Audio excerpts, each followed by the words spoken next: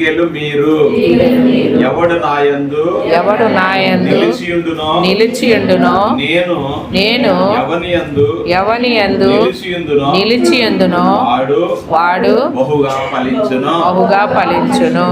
ఎంతగా ఫలించును? బహుగా ఫలించు. స్తోత్రం. హల్లెలూయా. ఫలించాలి అంటే ఎవరిలో నిలిచి ఉండాలంట? దేవునిలో నిలిచి ఉండాలి. ద్రాక్షావల్లిని నేను, తీగలు మీరు. ద్రాక్షలో తీగ అంతగట్టబడి ఉంటేనే అదేం చేస్తుంది అంటే వేసవకాలమైనా వర్షాకాలమైనా చలికాలమైనా అది పచ్చగా ఉంటుంది, తరువాత పెరుగుతుంది, తర్వాత పూలేస్తుంది, తర్వాత కాయలు వేస్తుంది, తర్వాత పళ్ళుగా అధికంగా ఫలిస్తుంది, బహుగా ఫలిస్తుంది.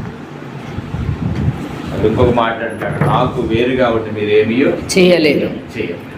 దేవునికి దూరమై మనం ఏదేదో చేయాలనుకుంటాం కానీ ఇప్పుడు చెయ్యలేం. ఒకడు లోకమంతా సంపాదించుకుని వాని ప్రాణమును పోగొట్టుకుని వానికి ఏమి ప్రయోజనం ఉండదు. అవును కదా? కోట్లు సంపాదించుకున్నా ప్రాణం లేకపోతే శరీరానికి ఏంటి విలువ? జీవితానికే విలువ. కోట్లు ఉన్నా ఆరోగ్యం సహకరించకపోయినా లాభం లేదు. వింటున్నారు అందరూ? కోట్ల రూపాయలు ఉన్నా నడవలేని స్థితిలో ఉన్నా ఎటువంటి ప్రయోజనం లేదు. కోట్ల రూపాయలు ఉన్నా కాళ్ళు చేతులు పని చేయకపోతే ఎటువంటి ప్రయోజనం లేదు. కోట్ల రూపాయలు ఉన్నా నోరు మాట్లాడలేని స్థితిలో ఉంటే ప్రయోజనం లేదు. కోట్ల రూపాయలు ఉన్నా చూడలేని స్థితిలో ఉంటే ప్రయోజనం లేదు. స్తోత్రం చెప్పండి. హల్లెలూయా. ఈరోజు మనకు అన్ని ఇచ్చినందుకు స్తోత్రం చెల్లిద్దామా? హల్లెలూయా. ఇదే దేవుడు చేసిన కార్యం. దేవుని కార్యాలు రహస్యంగా ఉంటాయి. కొరింథీ మొదటి పత్రిక 2:9 చూడండి. దేవుడు తను ప్రేమించిన వారి కొరకు మహిళా కొరింథీ 0:9 ఏమి సిద్ధపరిచినా కంటికి కనబడలేదు, చెవికి వినబడలేదు, మనుష్య హృదయమునకు గోచరము కాదు. ఏవైతే దేవుడు తను ప్రేమించిన వారికి సిద్ధపరుస్తాడో అవంట కంటికి, చెవికి, హృదయానికి అలా మన ఊహకే అందం. మనం అనుకుంటాం ఇలాగైతే బాగుంటుంది. కొన్నిసార్లు చాలాసార్లు మనం ఏం చేస్తాం, దేవునికి సలహాలు ఇస్తూ ఉంటాం. అవునా? ఇలాగ ఎంత బాగున్నాం, ఇలా ఉంటే ఎంత బాగున్నాం. మన జీవితాలు ఎప్పుడు కూడా దేవునికి సలహాలు ఇచ్చేవారిగా ఉండకూడదు. ఇంకొక మాట కూడా చూడండి, రోమాపత్రిక 8:28 గమనించండి. దేవుని ప్రేమించు వారికి అనగా ఆయన సంకల్పం. చెప్పండి, ఎవరి సంకల్పం? దేవుని చిత్తం. మరి మనం ఏ సంకల్పం చేస్తుంటాం? మన సంకల్పం, మన సొంత సంకల్పం, మన సొంత ఇష్టం, మన సొంత ఆలోచనలు, మన సొంత తలంపులు, మన సొంత చిత్తం చొప్పున నడవాలని ప్రయత్నం చేస్తాం. కానీ బైబిల్ చెప్తుంది ఆయన సంకల్పము చొప్పున పిలువబడిన వారికి మేలు కలుగుటకై. ఏం కలగడానికి? ఆయన సంకల్పం చెప్పి పిలువబడిన వారందరికి ఏం కలుగుతుందంట? మేలు కలుగుతుంది. మేలు కలగడానికి అంటే ఏం చేస్తాడంట? సమస్తమును సమకూడి జరిగించును. ఇది తెలియాలి. మనకు తెలుసు కానీ చెయ్యం, మనకు తెలుసు కానీ పాటించం, మనకు తెలుసును మనం నడుచుకోం, మనకు తెలుసును ఆచరించాం. క్రీస్తులో మనం నిలిచి ఉండాలి. ఆయనలో నిలిచి ఉండకుండా మనం ఎంత ప్రయాస పడిపోయినా, ఎంత ప్రయాణం చేసేసినా, ఎంత పరిగెట్టేసినా మనకు బాగా తెలిసిన వచనం. ఇంకొక మాట కూడా చదువుతాం చూడండి, 127వ కీర్తన 2వ వచనం. యెహోవా ఇల్లు కట్టించని ఎడల కట్టువాని ప్రయాసము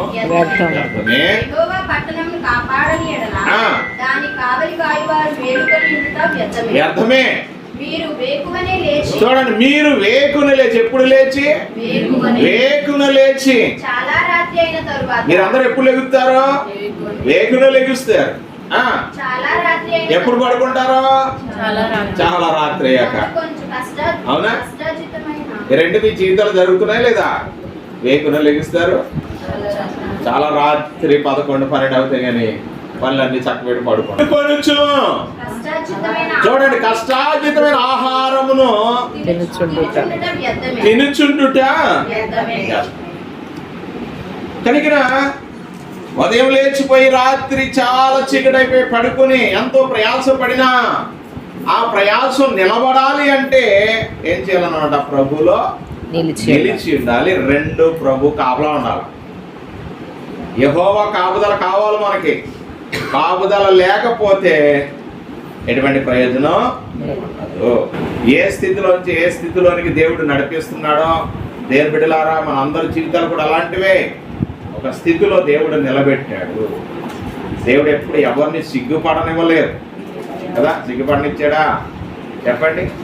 ఎవరిని సిగ్గుపడ, అందరికీ దేవుడు మేలు చేస్తూనే ఉంటాడు. అలా జరగాలి అంటే మనం ఏం చేయాలంటే దేవునిలో అంటకట్టబడి ఉండాలి. అంటకట్టబడాలంటే ఏం చేయాలా? దేవునితో ఉండాలి. దేవుని విడిచిపెట్టి మనం ఎంత పరిగెట్టినా, ఎంత ప్రయాసపడినా ఎటువంటి ప్రయోజనం ఉండదు. దేవుడు లేవగానే దేవునికి టైం ఇవ్వాలి. రాత్రి పడుకున్నా దేవునికి టైం ఇవ్వాలి. మాటికి దేవునికి టైం ఇవ్వాలి. పొలంలో ఉంటున్నావు, పని చేస్తున్నారు పనివాళ్ళు, నువ్వేం చేయాలి? చెట్టు కింద కూర్చొని ప్రార్థన చేస్తా ఉండాలా. వాడు బాగుండాలని కోరుకోవాలా. మొదట నీ పొలం బాగుండాలని కాదు, నీ పొలంలో పని చేస్తున్న వాళ్ళు బాగుండాలని కోరుకో, అప్పుడు నీ పొలం బాగుంటుంది. హల్లెలూయా. వాళ్ళు ఆరోగ్యంగా ఉండాలని కోరుకో, అప్పుడు నువ్వు ఆరోగ్యంగా ఉంటావు. నీతో పని చేస్తున్న వాళ్ళు అందరూ బాగుండాలని కోరుకో, అప్పుడు నువ్వు బాగుంటావు. నేనే బాగుండాలి, నా పొలం బాగుండాలనుకునేది స్వార్థం అంటారు. దాన్ని గుర్తు చేసుకోండి. కనుక ఈ లక్షణాలు ఎప్పుడు వస్తాయి అంటే ప్రభులో ఉన్నప్పుడు. ఈ ప్రభు యొక్క లక్షణాలు ఇవన్నీ. నేను బాగున్నా బాగోకపోయినా అవతలలో బాగుండాలి, నా కూలోళ్ళు బాగుండాలి, నాతో ఉన్న వాళ్ళందరూ బాగుండాలి, నా చుట్టుపక్కల ఆరోగ్యం ఉండాలి, మా ఇంటిలో కష్టం ఉన్నా సరే నా చుట్టుపక్కల అందరూ ఎంతో క్షేమంగా ఉండాలి, అన్ని విషయాల్లో ఆశీర్వదింపబడాలి అని ఆ స్వభావం ఎక్కడి నుంచి వస్తుంది అంటే ప్రభువులు అంటగట్టబడినప్పుడు మాత్రమే వస్తుంది. ఇది ఎప్పుడైతే నీ జీవితంలో ఆలోచన చేస్తావో అప్పుడు దేవుడి నేను ఆటోమేటిక్గా అనుకోని విధముగా ఆశీర్వాదాన్ని ప్రభు పంపిస్తా ఉంటాడు. ఎలాగొస్తుందో మనకు తెలియదు, ఆ విధంగానే దేవుడు సహాయం చేస్తాడు. ఒక విషయంలో నీకు నష్టం కలగవచ్చు, కానీ మనం అదే చూస్తాం. అది ఎప్పుడు చూడకండి, ఇంకొక విధంగా దేవుడు సహాయం చేయవచ్చును. ఎలా సహాయం చేస్తాడో మనకు తెలియని విధముగా దేవుడు ఆ సమయంలో, ఆ గడియలో దేవుడు మనం ఏం చేస్తాడంటే విడుదల చేస్తాడు. హల్లెలూయా. కనుక ప్రభువులు అంటగట్టబడాలి. దేవుని బిడ్డలు ఎప్పుడు కూడా దేవునికి వందనాలు తెలియజేస్తూనే ఉండాలి. ఎప్పుడు కృతజ్ఞతలు చెల్లిస్తూనే ఉండాలి. కష్టం వచ్చినా, నష్టం వచ్చినా, రోగం వచ్చినా, సమస్య వచ్చినా, శోధన వచ్చినా, ఏది జరిగినా ప్రభువా నా మేలు కొరకే నాయన, నా క్షేమం కొరకే నువ్వు చేస్తున్నామని దేవునికి వందనాలు చెల్లించగలిగితే దేవుడు ఉన్నతమైన స్థితిలోనికి తీసుకొస్తాడు. హల్లెలూయా. మన జీవితాల్లో ప్రభు దయ, కృప, కరుణ, అన్నదమ్ములు కాకపోయినా మనందరం ఒకే ఊరిలో ఉంటూ ఒకే ప్రేమను పంచుకుంటూ ఒకే దేవుని బిడ్డలుగా కలిసి ఉన్నంతలో ఒకరినొకరు పంచిపెట్టుకుంటూ భుజిస్తూ ఒకరింటిలోకి ఒకరు వెళ్ళి ఇది ప్రేమ అండి. ఇది యేసయ్య ప్రేమ అంటే అది. హల్లెలూయా. ఈ ప్రేమలోనే లేకపోయినా హృదయాలు తేలికైపోతాయి. కనుక క్రీస్తులో ఫలించుట అవసరం. ప్రభులో ఫలించాలి. ప్రభులో ఫలించాలంటే దేవుని వాక్యం చదవాలి. ప్రభులో ఫలించాలంటే దేవుని దగ్గరికి వెళ్ళాలి. ప్రభులో ఫలించాలంటే దేవునికి మన జీవితాన్ని మనం ఎప్పటికప్పుడు దేవునికి సమర్పించుకుంటా ఉండాలి, అప్పచెప్పుకోవాలి. మన లోకమంతా సంపాదించినటువంటి ప్రయోజనం లేదు. 50 ఎకరాల పొలం చేసిన ప్రయోజనం ఉండదు మనశ్శాంతి లేకపోతే. 50 ఎకరాల పొలం ఉన్నా కానీ సుఖం ఉండదు నలుగురితో కలిసి ఉండే స్వభావం లేకపోతే. నీ ఆస్తి నీ అక్కరకు రాదు, నీ కూడా రాదు. నీకున్నది నీ కూడా నువ్వు తీసుకుని వెళ్ళలేవు. నువ్వేదైతే సంపాదించావో అదంతా ఎక్కడిదక్కడ విడిచిపెట్టి వెళ్ళిపోవాలి తప్ప ఎటువంటి ప్రయోజనం లేదు. ప్రియా దేవుని బిడ్డలారా, కనుక గత కాలంలో దేవుడు చేసిన దాన్ని ఏం చేయాలి? జ్ఞాపకం చేసుకొనొచ్చు. దావీదు దేవుని కృతజ్ఞతలు చెల్లిస్తా ఉంటాడు. హల్లెలూయా. హల్లెలూయా. ఈ రోజున మన జీవితాల్లో జ్ఞాపకం చేసుకుందాం. ప్రభునందు నిలిచియుండు ఎడల నీవు బహుగా ఫలించెదవు. నాకు వేరుగా ఉండి మీరు ఏమీ చేయలేరు. చాలా సార్లు అనుకుంటా ఉంటాం, మనం ఈ పొలం చేస్తే బాగుంటుంది, ఈ వ్యాపారం చేస్తే బాగుంటుంది, ఇలా చేస్తే బాగుంటుంది, ఇంత లాభం వచ్చేస్తాను వాళ్ళు ఎక్కలే చేసుకుంటా ఉంటారు చాలా మంది. దేవునికి ఆపద లేకపోతే ఎటువంటి ప్రయోజనం, లాభమే ఉండదు. దేవుడు గుర్తించండి. అందుకే హగ్గీ అంటాడు, మీ ప్రవర్తన గురించి మీరు ఆలోచన చేసుకోనండి. ఒకసారి చదువుతాం అన్నమాట. హగ్గీ గ్రంథం 1వ అధ్యాయం 5, 6, 7 వచనాలు చదవండి. కాబట్టి సైన్యములకు అధిపతి యెహోవా సెలవిచ్చినదేమనగా, నీ ప్రవర్తనను గూర్చి ఆలోచించుకొనుడి. మీరు విస్తారముగా విత్తినను విస్తారముగా విత్తిన మీకు కొంచెమే పండెను. మీరు భోజనము చేయుచున్నను ఆకలి తీరకయున్నది, పానము చేయుచున్నను దాహము తీరకయున్నది, బట్టలు కప్పుకొనుచున్నను చలి ఆగకున్నది. పనివారు కష్టము చేసి జీతము సంపాదించుకొనినను జీతము చినిగిపోయిన సంచిలో వేసినట్టుగా ఉన్నది. బాగా పంట పండింది, పండినది కూడా ఏమైపోతుందంట, కష్టాజితం అనుభవించకుండా ఏమైపోతుందంట, చినిగిపోయిన సంచిలో వేసినట్లుగా ఉన్నది. చిరిగిపోయిన సంచిలో ₹1,00,000 వేసుకుని వెళ్ళాం అనుకో, ఉంటాయి అయ్యి ఎక్కడ పడితే తెలదు, మార్కెట్కి వెళ్తే కదా. సంపాదించినా సరే అది చిరిగిపోయిన సంచిలో ఏ డాక్టర్ దగ్గరకో లేకపోతే ఏ వడ్డీలకో ఏ అప్పులకో ఎక్కడికో పోతున్నాయి, కనపడడం లేదు. చిరిగిపోయిన సంచి అంటే అదే. అందుచేతనే మీ గురించి మీరు ఆలోచన చేసుకోండి అని హగ్గీ అంటున్నాడు. ఇంకా కొంచెం అందాం. కాగా సైన్యములకు అధిపతి యెహోవా సెలవిచ్చినదేమనగా, మీ ప్రవర్తనను గూర్చి ఆలోచించుకొనుడి. దేని గురించి ఆలోచించమంటున్నాడా? మీ ప్రవర్తన గురించి మీరు ఆలోచన చేసుకోండి. చలి ఉన్నదే, మంచి రగ్గు కప్పుకోండి, కొనుక్కోండి. మీకు ఆకలి వేసేస్తుంది కదా బాగా, 2 సార్లు తింటున్నారు, 3 సార్లు తినండి. మీకు దావతు బాగా వేస్తుంది కదా, లేకపోతే దీనికి ఇదిగో ఈ మెడిసిన్ వాడితే మంచిది అంటున్నాడా? తిన్నను ఆకలి తీరటం లేదు, తాగిన దాహం తీరటం లేదు, కప్పుకున్న చలి తీరటం లేదు కనుక ఇలా కప్పుకోండి, ఇలా చేయండి అని సలహాలు ఇవ్వటం లేదు. ఏమంటున్నాడు? ఏమన్నాడు ఇక్కడ? మీ ప్రవర్తన గురించి మీరు ఆలోచన చేసుకోండి. ఇదేంటయ్యా? అక్కడే ఉంది రహస్యం. హల్లెలూయా. నీ గురించి నువ్వు ఆలోచన చేసుకో. ఎందుకు చలి తగ్గడం లేదు, ఎందుకు ఆకలి తీరడం లేదు, ఎందుకు దాహము ఇంకా వేస్తుంది? కారణం ఏమిటి?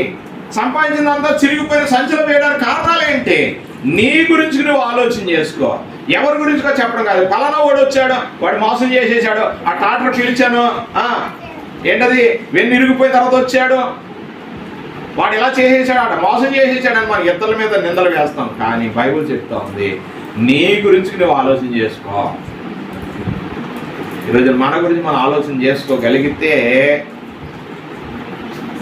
దేవుడు ఏ విధంగా మనం నడిపిస్తాడో మనకి అర్థం కాని విధంగా మనం నడిపించేస్తాడు. హల్లెలూయా. హల్లెలూయా. దేవుడు చేయగలిగినటువంటి సమర్థుడు అండి. చేతగాని దేవుడు కాదు మనం ఆరాధించే దేవుడు.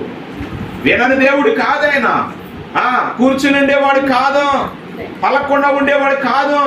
ఆయన వినే దేవుడు, పలకరించిన వినే దేవుడు. మీరు ఎలా ఉన్నారో మిమ్మల్ని గురించి మీరు ఆలోచన చేయండి. ఇంకా చూద్దాం. విస్తారముగా కావాలనని మీరు ఎదురు చూచితిరి గాని, ఏం చూస్తున్నావు? విస్తారంగా కావాలని ఎదురు చూచితిరి గాని కొంచెముగా పండెను. ఎంత పండుతుంది? కొంతమే పండుతుంది. మీరు దానిని ఇంటికి తేగా నేను దానిని చెదరగొట్టి తిని. ఇంటికి వచ్చిన తర్వాత కూడా దేవుడు ఏం చేస్తాడంట? చెదరగొట్టి. ఏ దొంగడు వచ్చిన వాళ్ళు కొత్త పట్టిపోతాడు, అంతే చెదరగొట్టడు అంటే అది. ఇంకా ఎందుచేతనని యెహోవా అడుగుచున్నాడు. గమనించండి, ఎందుచేతనా అని అంటే దేవుడు అడుగుతున్నాడు అంట. తిరిగి మన దేవుడిని అడుగుతాం, ఎలా జరిగిపోయింది ప్రభువా అని మనల్ని అడుగుతాం దేవుడిని. కానీ దేవుడు అంట మనల్ని అడుగుతున్నాడంట, నేను భూమికిని పర్వతములకును అనావృష్టి కలుగజేసి ధాన్యం విషయములోను ద్రాక్షరసం విషయములోను తైలం విషయములోను భూమి ఫలించు సమస్త విషయములోను మనుషుల విషయములోను పశువుల విషయములోను చేతి పనులన్నిటి విషయములోను క్షామము పుట్టించి ఉన్నాను. ఏం పుట్టిస్తున్నాడు దేవుడు? క్షామము. క్షామం అంటే కారు. ఏ విషయంలో? పొలం విషయంలోనంట, పాడి విషయంలోనంట, చేతి పనులు అన్నిటి విషయంలో, చేతితో ఏదైతే చేస్తున్నాం ఆ పనులు అన్నిటి విషయాల్లో దేవుడు కరువు రప్పిస్తున్నాడు. కారణం మీ విషయమై, మీ ప్రవర్తన విషయమై మిమ్మల్ని మీరు చూసుకోండి. మళ్ళీ మనం చూసుకోగలిగితే లోపం ఎక్కడుందో తెలిసిపోతుంది. మనం ఏం చేస్తుంటామంటే పొలం చూస్తూ ఉంటాం, పళ్ళని చూస్తూ ఉంటాం, అవతలను చూస్తూ ఉంటాం, ఇతరుల మీద నిద్రలే చేస్తుంటాం. దేవుని బిడ్డలారా గుర్తించాలి, మన విషయమై మన ప్రవర్తన ఎలా ఉంది. దేవుని అంటగట్టబడ్డామా? ప్రభు అంటున్నాడు, మీరు నాలో అంటగట్టబడిన ఎడల మీరు బహుగా ఫలించెదరు. కూర్చోండి, బహుగా ఫలించెదరు. ఫలించాలి అంటే 50 ఎకరాలు పొలం చేయమని అంటలేదు. ఫలించాలంటే మీరు రాత్రి పగలు ఉదయం లేచి తెల్లవారుజాము లేచిపోయి రాత్రి ఆలస్యంగా పడుకోండి అంటలేదు ప్రభు.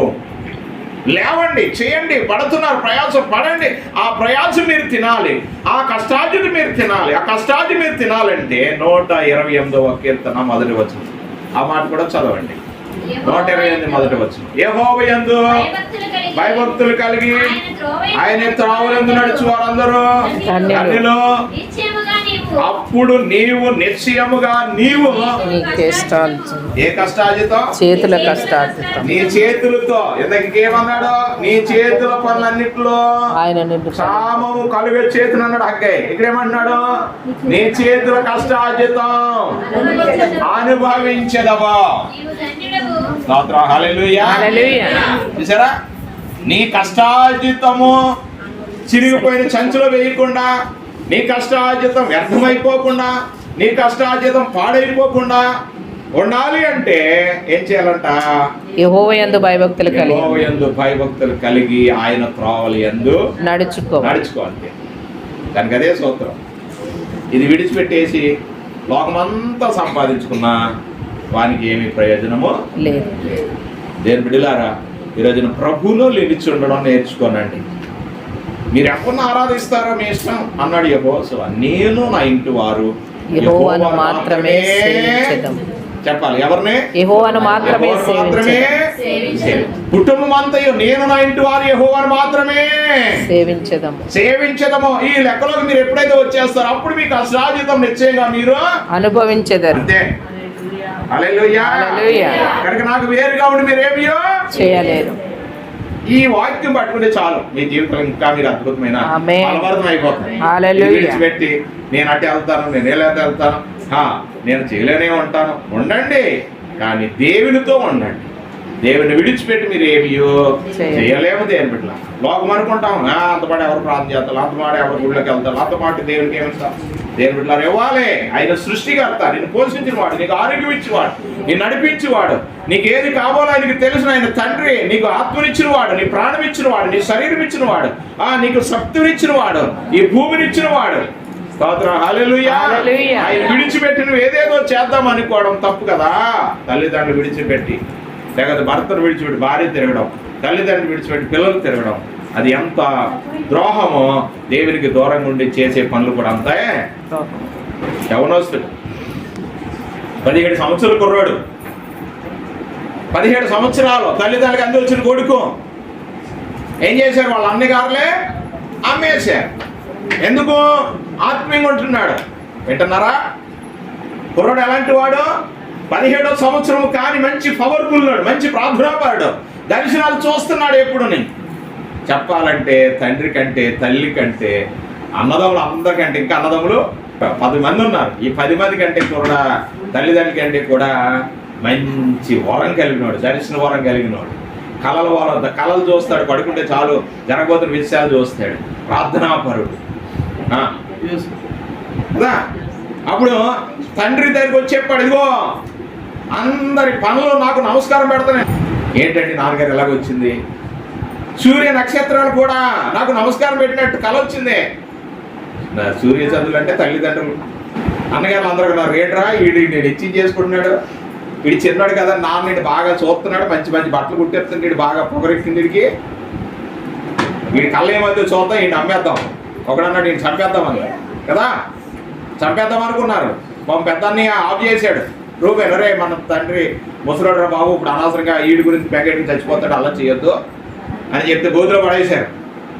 గోధులో పడేసిన తర్వాత మరలా కొంత సాయంత్రం నుంచి ఏడుతున్నాడు, నీళ్ళు లేని నూతులు పడేశారు. ఏడిచాడు, అన్నయ్య క్షమించండి రా బాబు, నన్ను కాబట్టి లేవనెత్తన్నా సరే ఊరుకోలేదు. సాయంత్రం అయిపోతున్నారు, ఇంకా పొలానికి మళ్ళీ ఇంటికి తిరిగి వెళ్ళిపోయే టయానికి ఏం చేశారంటే మిద్యానీయులు ఇజ్రాయెల్ ఎక్కడికైతే ఐగుప్తు దేశానికి వ్యాపారం నిమిత్తం వెళ్తున్నారు.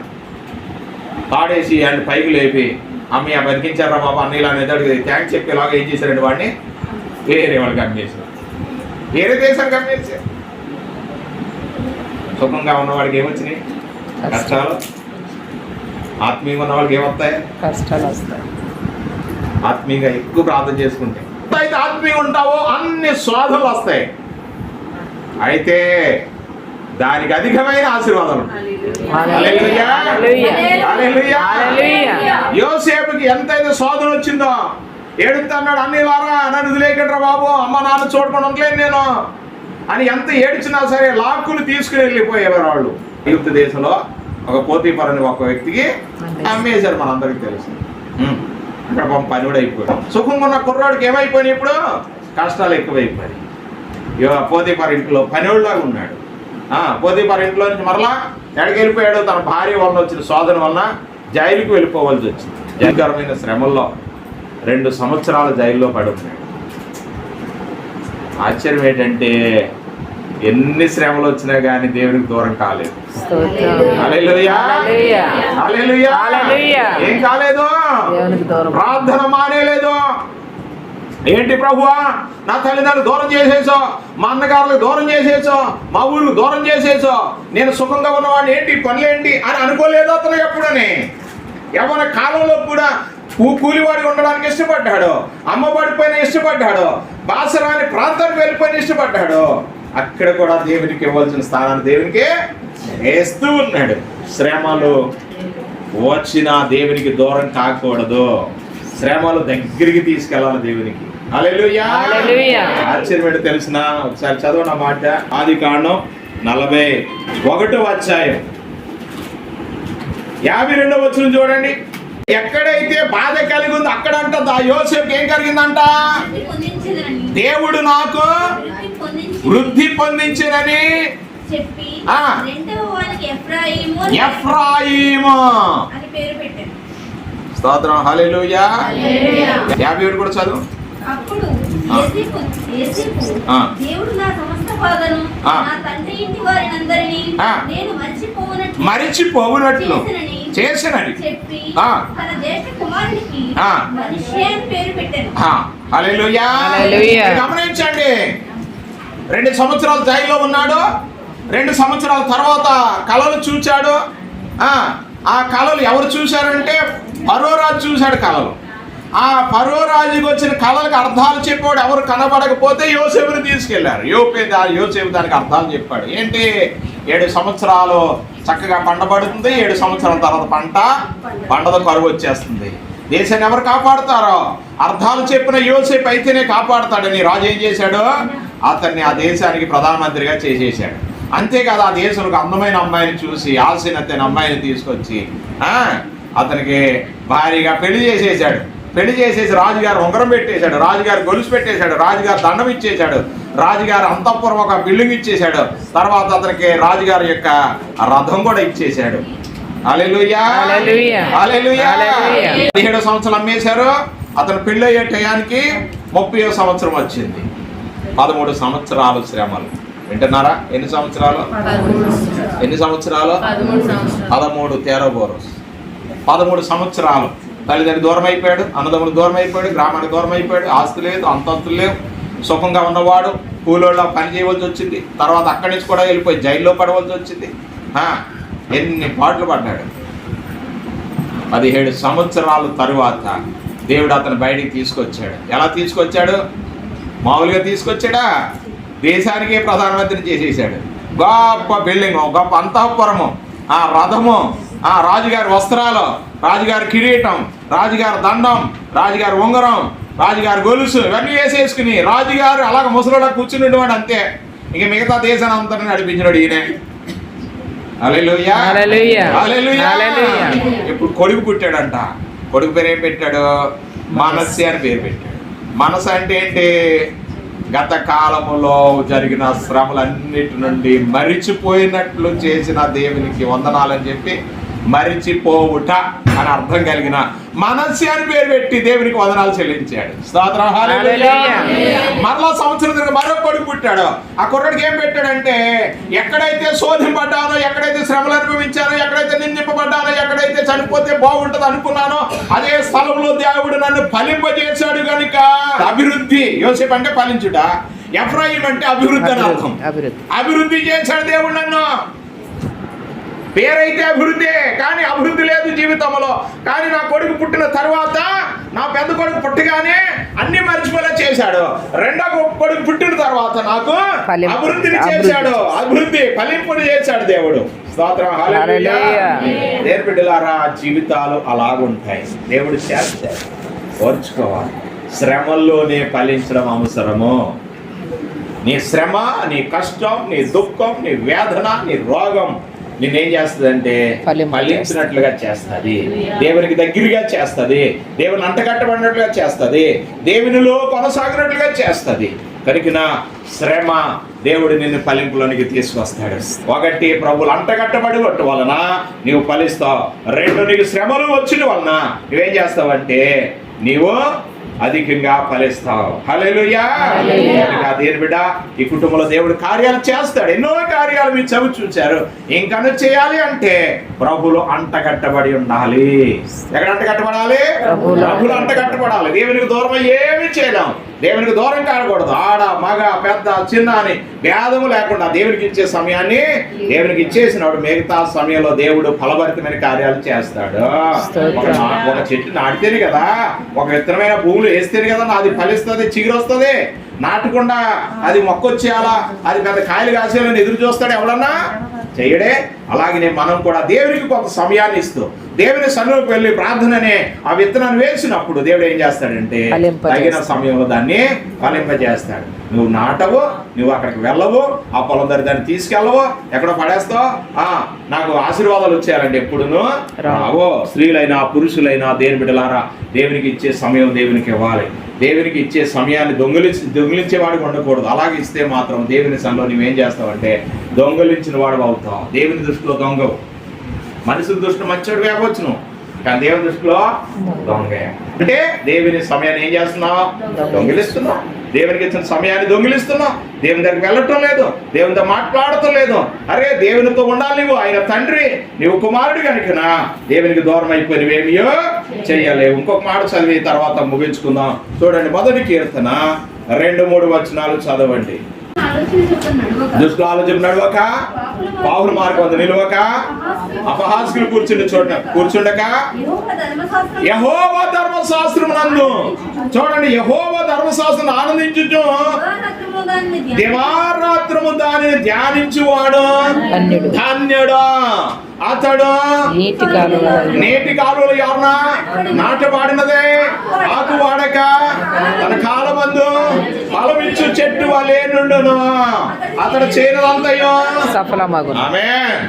హల్లెలూయా. యెహోవా ధర్మశాస్త్రమందు దివారాత్రము ధ్యానించువాడు ధన్యుడు. అప్పుడు అతను నీటి కాలువలు నాటబడిన చెట్టు వలె ఆకు వాడక తన కాలము వాడకుండా ఫలిస్తాడు. స్తోత్రం. ఇక్కడ ధర్మశాస్త్రం ఎక్కడ ఉంది? ధర్మశాస్త్రము దేని వాక్యం. ఇదిగో దేని వాక్యము ధ్యానం చేస్తూ దేని వాక్యము చేత ఎప్పుడైతే నీవు ఫలిస్తావో, దేవుని వాక్యం నీలో ఉంటుందో, మాటకి దేని వాక్యం గుర్తు రావాలి. హల్లెలూయా. మాటకి ఏం గుర్తు రావాలి? ఎంత వాక్యం అయితే నువ్వు ధ్యానం చేస్తావో ఆ శ్రమలో వాక్యాన్ని గుర్తించి, ప్రభువా ఇదిగో ఎలాగుంది, ఎలా చెప్పాను ఆయన, నువ్వు ఫలింప చేయ్యా అని వాక్యం ద్వారా దేవుని అడిగినప్పుడు దేవుడు నేనేం చేస్తాడని నేను నిలబెడతాను. నీ జీవితం ఇంత మాటకే కాదు సుమా, అయిపోయింది అనుకోవద్దు. ఇంకా దేవుడు ఎంతో భవిష్యత్తు మీ పట్ల ఉంది, ఆయన ఉద్దేశం ఏదో ఉంది, అది గుర్తు చేసుకోవాలి. మీరు కేవలం అక్కడతో మేము సరిపెట్టేసుకుంటామంటే అయిపోదు ప్రియ దేవుడు. కనుక దేవుని వాక్యంలో ఫలించడం అవసరం. శ్రమల్లో ఫలించండి, శ్రమల్లోనే ప్రభువులో నిలబడండి, ప్రభువులు అంటగట్టబడండి, అప్పుడు మీరు ఫలిస్తారు. చివరికి ఇంకో మాట చదివి ముగిస్తాను. ఇర్మియా గ్రంథం 17వ అధ్యాయము 7-8 వచనాలు చూడండి. ఇర్మియా గ్రంథం 17:7. యెహోవాను నమ్ముకొనువాడు ధన్యుడు, యెహోవాను నమ్ముకొనివాడు ధన్యుడు, యెహోవానికి ఆశ్రయముగా ఉండును. వాడు జలముల యొద్ద నాటబడి చెట్టు వలె నుండును, అది కాలువల వారను దాని వ్రేళ్లు తన్నును, వెట్ట కలిగినను దానికి భయపడదు, దాని ఆకు పచ్చగా నుండును, వర్షము లేని సంవత్సరమున చింత నొందదు, కాపు మానదు. ఎవరైతే ప్రభులో ఉంటారో యెహోవాను నమ్ముకొని వాడు ధన్యుడు. ఎవరు నమ్ముకోవాలి? ఎవరు నమ్ముకోవాలి? పల్నా వాడు కాదు సుమా, దేవుడిని నమ్ముకో.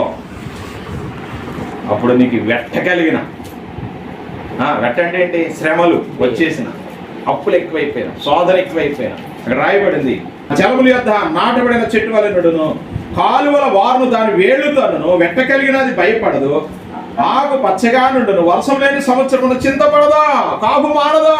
వర్షము లేని సంవత్సరం అంటే పంట లేని సంవత్సరం. చింతించదా, ఈ సంవత్సరం కాదు వచ్చే సంవత్సరం దేవుడు వేస్తాడా అని చింతించకుండా ముందుకు వెళ్ళుట.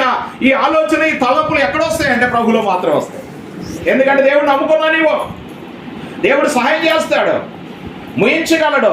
సింహాల నోళ్ళు ముయించగలిగిన దేవుడు నీ సమస్యలు ఎవరైతే నీకు వ్యతిరేకంగా ఉన్నారో అందరి నోరు ముయించగలడు. దేవుడు చేయగలడు. అలా చేయాలంటే దేని మీద ఏం చేయాలా? ఆధారపడి నమ్మకం ఉంచాలి, ఆయనలో అంటగట్టబడి ఉండాలి, శ్రమల్లో ముందుకు వెళ్ళాలి. ఈ లక్షణాలు మనం నేర్చుకోగలిగితే నీ కష్టాజత నువ్వేదంటే ఎక్కడికే పోదు, ఏ డాక్టర్ దగ్గరికి పోదు. హల్లెలూయా. ఏ పురుగు కూడా, అగ్య, జకర్య, మలాకి, ఈ 3 గ్రంథాలు ఒకవేళ మీరు చదవగలిగితే ఈ 3 ప్రవక్తలు కూడా ఒకే విధంగా అంటారు. మీ ప్రవర్తన గురించి ఆలోచన చేసుకోండి. మీకు శ్రమ ఏంటది? మీకు క్షామం వచ్చేస్తుంది.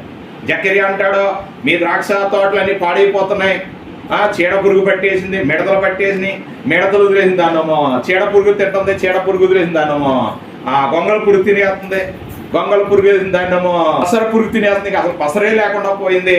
కనుక అందరూ కలిసి రండి, దేవుని సన్నిధికి రండి, మీరు అందరూ కలిసి దేవుని సన్నిధిలో మొర్ర పెట్టండి, ప్రార్థన చేయండి, వేడుకోండి అంటాడు జకర్య. మలాకి అంటాడు, మీరు దేవుని సన్నిధికి రాకుండా దొంగలైపోయారు, దేవునికి ఇవ్వటం లేదు, దేవుని గురించి ఆలోచన చేయటం లేదు, మీరు ఎంత చేసిన లాభం ఏంటి అంటాడు మలాకి. ఇవన్నీ జరగడానికి కారణాలు ఏంటంటే దేవునికి దూరం అయిపోతేనే జరుగుతూ ఉంది. ఆయన అవునంటే అవును, కాదంటే కాదు పట్టుకుందాం. ఆయన పాదాలు విడిచిపెట్టకుండా ఆశీర్వాదం వచ్చేవారు, నీ సమస్య పోయేవారు. ఏదైతే మనకు కావాలనుకుంటున్నామో ప్రభు పాదాలు పట్టుకుని ఏడవండి, విడిచిపెట్టకూడదు. విధవరాలు ఎలాగైతే వేడిచిందో అలాగనే ఇచ్చే వరకు ఏడవాలి. ఒక రోజు 2 రోజులు ఇంకేమవుతుంది అనుకుని పక్కన పడేసుకోకూడదు. అటువంటి స్వభావం దేవుని బిడ్డలకు ఉండకూడదు. జయించేవారు ఉండాలా. యోహాను మొదటి పత్రిక 5 అధ్యాయం 4వ వచనం చదివండి, ప్రార్థన చేద్దాం. దేవుని మూలముగా పుట్టిన వారందరూ లోకమును జయించుదురు. లోకమును జయించిన విజయం, లోకమును జయించిన విజయము మన విజయం, మన విశ్వాసమే. ఎవరి విశ్వాసం? మన విశ్వాసం. మళ్ళీ చెప్పండి, ఎవరి విశ్వాసం? ఎవరి విశ్వాసం? నమ్మాలంతే. నమ్మటం నీ వంతైతే నమ్మువానికి సమస్తము సాధ్యం. సమస్తము సాధ్యం అన్నాడు, కొంచెం అనలేదు. కానీ మనకు సాధ్యం కావట్లేదు కదా. కారణాలు ఏంటో మన గురించి మనమే ఆలోచన చేసుకోవాలి. ఎందుకంటే చిరిగిపోయిన సంచిలో ఉంటుందా, దాహం తీరట్లేదా, ఆకలి తీరట్లేదా, ఎన్ని అనుకున్నా జరగటం లేదా, రోగం మీద రోగమా, అవన్నీ వస్తాయండి. అవన్నిటిని జయించాలి అంటే ప్రభువులు అంటగట్టబడి ఉండాలి. దేవునికి దూరం మనం ఏమీ చేయలేం. నీ శ్రమంలోనే విజయమిస్తాడు ప్రభు. కనిపెట్టు, తట్టుకో, నిలబడు. పంతసరమే ఒక్క పంటలోనే లేదా ఒక శోధనలోనే వచ్చేసాక వేదన పొందిపోకు. ముందు ఎన్ని చేశాడు దేవుడు అది ఆలోచన చేయండి. అర్థమవుతుందా? ఇశ్రాయేలు ప్రజలు అది ఆలోచన చేయకుండానే నష్టపోయారు. మనం కూడా దేవుడు చేసిన కార్యాలు ఎంత కళ్ళ ముందు మనకు కనబడుతున్న కార్యాలు చూసుకుని దేవుడు చేస్తాడు రా, నిలబడా అవుతుంది అనుకుని కుటుంబం అంతా ఎంత నేను నా ఇంటి వారు మాత్రమే సంవత్సరం వచ్చింది. ఇంకా అనేకమైన నూతన కార్యాలు దేవుని సంఘంలో చెప్పుకున్నట్లుగా దేవుడు చేయును గాక.